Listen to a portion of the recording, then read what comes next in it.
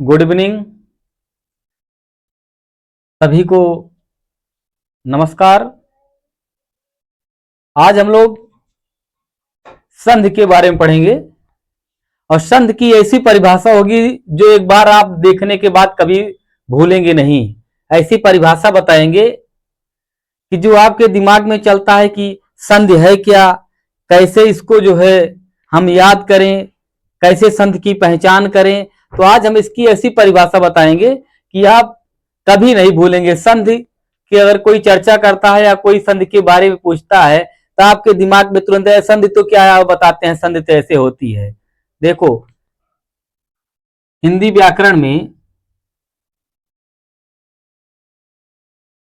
व्याकरण में संधि बहुत आसान परिभाषा है। परिभाषा जानिए।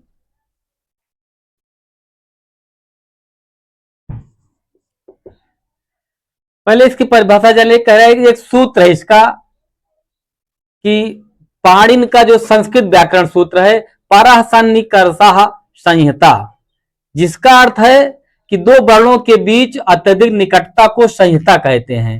दो वर्णों के बीच जब निकटता हो जाती है उसको संहिता कहते हैं। सूत्र पहले जानिए, परसन्निकर्षः संहिता।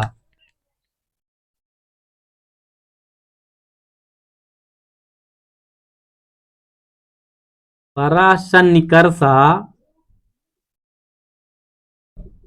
संहिता, परसन्निकर्षः संहिता, यह पाणिनि का संस्कृत व्याकरण सूत्र है जिसका अर्थ है दो वर्णों के बीच अत्यधिक निकटता को संहिता कहते हैं। दो वर्णों के बीच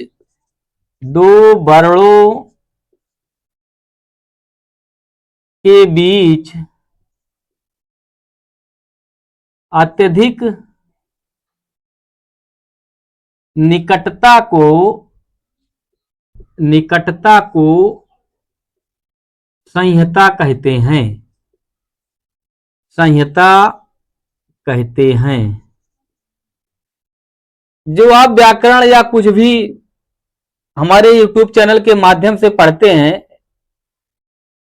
उसको आप कॉपी में नोट कर लें, क्योंकि इसको जब आप नोट कर लेंगे तो आपको बहुत जल्दी याद हो जाएगा। तो दो वर्णों के बीच अत्यधिक निकटता को संहिता कहते हैं। संधि का शाब्दिक अर्थ देखिए। संधि का शाब्दिक अर्थ,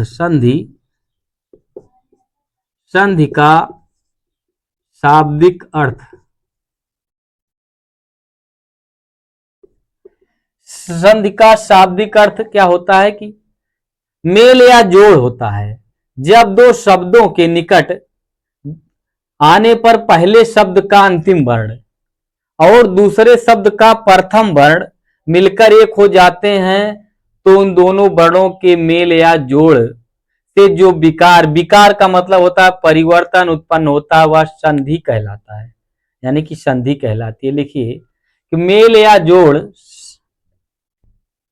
मेरा संधि का शाब्दिक अर्थ मेल या जोड़ होता है। मेल या जोड़ होता है। एक संधि का अर्थ यह भी लगाया जाता है कि जिसे समझौता भी कहा जाता है। समझौता भी कहा जाता है। जब दो शब्दों के निकट, जब दो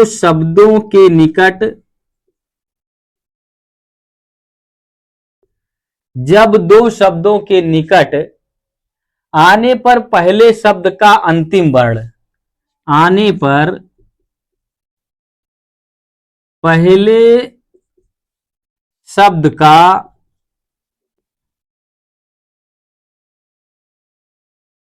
अंतिम वर्ण एवं दूसरे शब्द का प्रथम वर्ण, कह रहा है पहले शब्द का अंतिम वर्ण और दूसरे शब्द का प्रथम वर्ण मिलकर एक हो जाते हैं, मिलकर एक हो जाते हैं एक हो जाते हैं, मिलकर एक हो जाते हैं, तब उन दोनों वर्णों के मेल या जोड़ को, तब उन दोनों वर्णों के मेल या जोड़ से जो विकार, विकार का अर्थ है परिवर्तन, परिवर्तन ब्रैकेट में आप लिख सकते हैं इसको, परिवर्तन, मेल या जोड़ से जो विकार उत्पन्न होता है, उत्पन्न होता है, वह क्या कहलाता है? वह संधि कहलाती है, वह संधि कहलाती है, वह संधि कहलाती है। कह रहा है पहले शब्द का अंतिम अक्षर, जैसे कोई भी शब्द हो उसका जो अंतिम अक्षर होता है और दूसरा जो शब्द होता है उसका पहला अक्षर, इन दोनों का जो जोड़ होता है, दोनों के जोड़ से या मेल से या संधि से जो परिवर्तन होता है, जो विकार होता है, उत्पन्न होता है, वही संधि हो जाता है, यानी वही समझौता हो जाता है, उसे संधि कहा जाता है। जैसे उदाहरण देखेंगे हम लोग, उदाहरण ऊपर देखेंगे फिर से।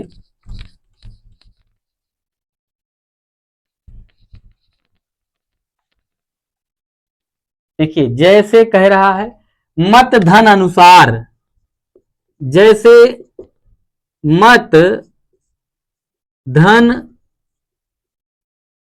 अनुसार, मत धन अनुसार, यहां मत, देखिए यहां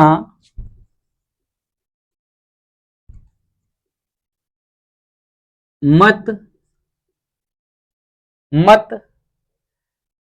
शब्द का अंतिम वर्ण आ, मत त, त मत आ रहा, त और इसमें आ रहा है, मत त, मां धन आ, धनता धन आ, मां धन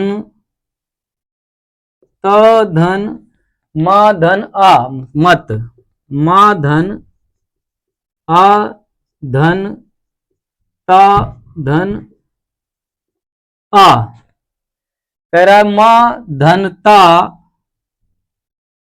धन आ, मत आ, मां में आ मिला हुआ है, ता जो है इसमें भी आ मिला हुआ है, इसमें शब्द का अंतिम वर्ण आ, शब्द का अंतिम वर्ण आ,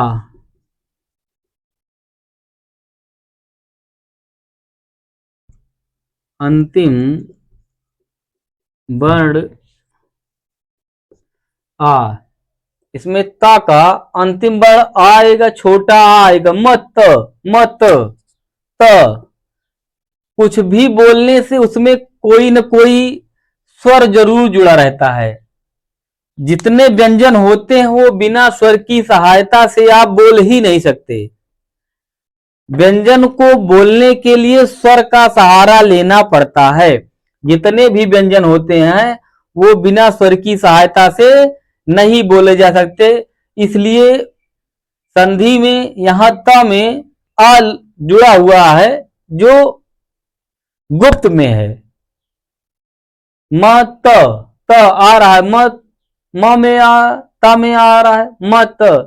तो कह रहा है शब्द का अंतिम वर्ण आ और अनुसार शब्द का प्रथम वर्ण भी आ है, और अनुसार शब्द का प्रथम वर्ण भी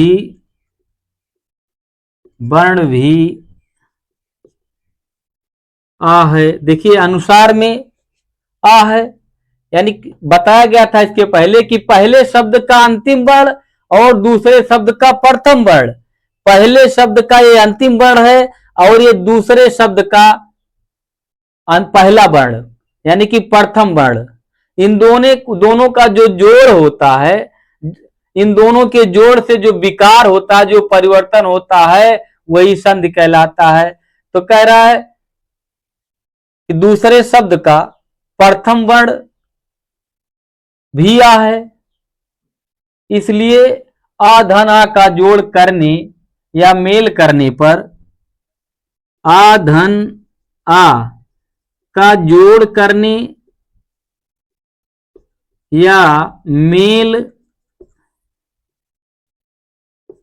आ धन आ का जोड़ करने या मेल करने पर कौन सा बनेगा? बड़ा आ बन जाएगा। बड़ा आ बन जाता है, बड़ा आ बनता है। यानी कि इसी कारण मत धन अनुसार, इसी कारण मत धन अनुसार बराबर, जब इसका दोनों का जोड़ हो गया, अब इसमें जो विकार होगा, ये लास्ट अक्षर किसी भी शब्द का अंतिम अक्षर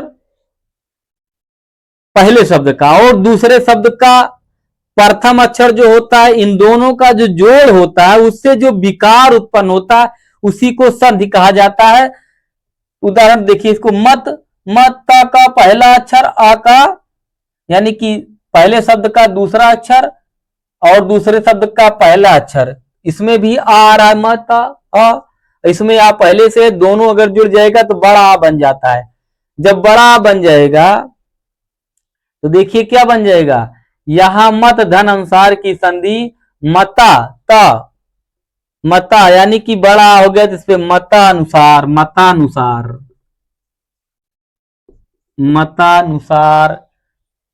हो जाएगा। यानी कि मतानुसार हुई संधि, इसकी क्या हुई? मतानुसार। इसको मतानुसार कहते हैं। इस प्रकार ये संधि की का उदाहरण है कि आप इसको बहुत आसानी से सीख सकते हैं कि संधि बनती कैसे है। संधि के नियमों द्वारा मिले वार्णिक, यानी कि वर्णों का पुनः मूल अवस्था में ले जाने को संधि विच्छेद कहते हैं। संधि विच्छेद भी जान लीजिए।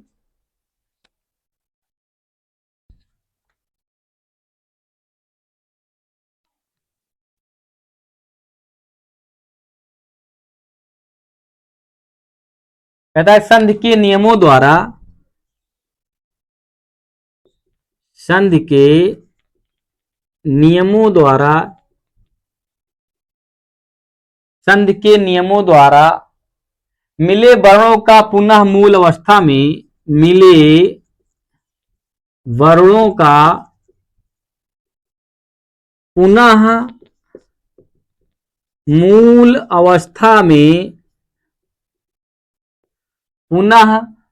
अवस्था में, ले जाने को संधि विच्छेद कहते हैं। ले जाने को संधि विच्छेद कहते हैं। जैसे अभी बताया गया, मतानुसार का संधि विच्छेद क्या होगा? मतानुसार की संधि क्या होगी? तो संधि होगी मत धन अनुसार की संधि मतानुसार होगा, और मतानुसार का संधि विच्छेद हम जो है इसको मूल अवस्था में लेकर के जाएंगे तो क्या हो जाएगा? उदाहरण के तौर पर संधि विच्छेद, अभी तक तो हम संधि पढ़े, लेकिन अब यह संधि विच्छेद की परिभाषा है कि संधि के नियमों द्वारा मिले वर्णों का पुनः मूल अवस्था में ले जाने को संधि विच्छेद कहते हैं। इसको हम फिर से उसी अवस्था में लेके जा रहे हैं जहां से संधि बनाए थे। अब संधि विच्छेद, इसको संधि को हम तोड़ रहे हैं। जब संधि को तोड़ देंगे तो भाई अपना अपना अलग अलग हो जाइए। आप अपना शब्द जोड़ लीजिए, दूसरा वाले कहेगा कि हम अपने शब्द को जोड़ ले रहे हैं। इसका मतलब यह हुआ कि मत धन अनुसार, ये क्या हो गया? ये हो गया संधि विच्छेद हो गया। ये अलग अलग हो गए। अगर इनकी संधि होगी ये संधि विच्छेद हो गया, संधि विच्छेद हो गया। अगर इनकी संधि बनाना हो तो मतानुसार हो जाएगा। ये संधि के माध्यम से हुआ, ये दोनों में अंतर है। संधि विच्छेद का मतलब होता है अलग, अलग हो जाना। विच्छेद का मतलब होता है अलग हो जाना, और संधि का मतलब है जुड़ जाना, साथ हो जाना। दूसरी परिभाषा इसकी अगर आप जानना चाहते हैं तो सुन सकते हैं। इसकी दूसरी परिभाषा क्या है संधि की? जब दो शब्द पास पास आते हैं तब हम उच्चारण की सुविधा के लिए उन दोनों को अलग अलग उच्चारित ना करके उन्हें मिला देते हैं। यह दूसरी परिभाषा है संधि की, कि जब दो शब्द पास पास आते हैं तब हम उच्चारण की सुविधा के लिए उन दोनों को अलग अलग उच्चारित ना करके उन्हें मिला देते हैं। इस प्रकार एक नया शब्द बन जाता है। शब्द के इस नए रूप के निर्माण में पहले शब्द के अंतिम अक्षर दूसरे शब्द के पहले अक्षर का मेल होता है। सामान्यतः अक्षरों के इसी मिलावट को संधि कहते हैं। आप इसकी दूसरी परिभाषा सुन करके याद कर सकते हैं, नोट कर सकते हैं। फिर से सुन लीजिए इसकी दूसरी परिभाषा संधि की, कि जब दो शब्द पास पास आते हैं तब हम उच्चारण की सुविधा के लिए उन दोनों को अलग अलग उच्चारित ना करके उन्हें मिला देते हैं। इस प्रकार एक नया शब्द बन जाता है।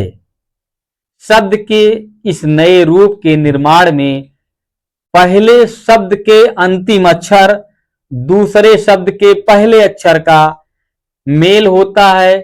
सामान्यतः अक्षरों के इसी मिलावट को संधि कहा जाता है। संधि के भेद देखिए, अब संधि के भेद जान लीजिए।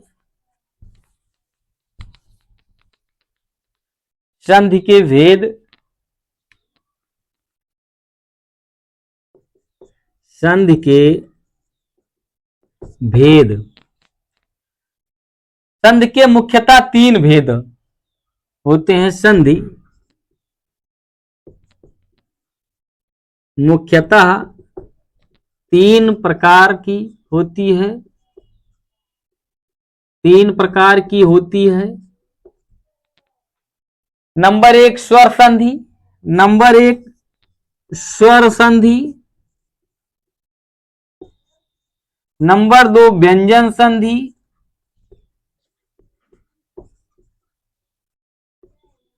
और नंबर तीन विसर्ग संधि।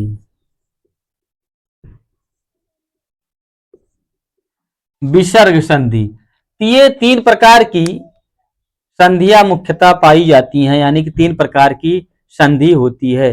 तो आज की क्लास में सिर्फ हम आपको संधि के बारे में बताए हैं कि आप सिर्फ संधि की परिभाषा जानिए, संधि बनती कैसे, संधि कहते किसे। बहुत अच्छी परिभाषा, आप इसको एक बार सिर्फ पढ़ लीजिए। बस एक बार पढ़ने की दोबारा जीवन में आपको पढ़ने की जरूरत नहीं पड़ेगी। कोई पूछता भैया संधि क्या है, बड़े आसानी से कह देंगे भैया जोड़ को, दो शब्दों के जोड़ को संधि कहते हैं। दो शब्दों को जब एक में मिल जाते हैं दो शब्द, तो क्या होता है, यानी कि दो शब्दों में शब्द का पहले शब्द का अंतिम अक्षर दूसरे शब्द का पहला अक्षर जब मिल जाता है, इससे जो विकार उत्पन्न होता है वही संधि है, यानी कि जो परिवर्तन होता है वही संधि है। तो आप संधि की परिभाषा बहुत आसानी से याद कर सकते हैं। अगले वीडियो में हम आपको स्वर संधि के बारे में बताएंगे, स्वर संधि। इसके बाद जब संधि पढ़ाएंगे स्वर संधि के बारे में बताएं। लेकिन एक निवेदन है आप लोगों से, आप लोग हमारे चैनल को ज्यादा से ज्यादा वीडियो को हमारे शेयर करिए, चैनल को सब्सक्राइब करिए, उसके बाद लाइक करना ना भूलिए। आप लोगों से यही रिक्वेस्ट है हमारी कि ज्यादा जितना हो सके आप हमारे वीडियो को शेयर करिए और लाइक तथा सब्सक्राइब करवाइए। ये आप लोगों से हम उम्मीद भी करते हैं। तो आज की क्लास में सिर्फ इतना ही। धन्यवाद।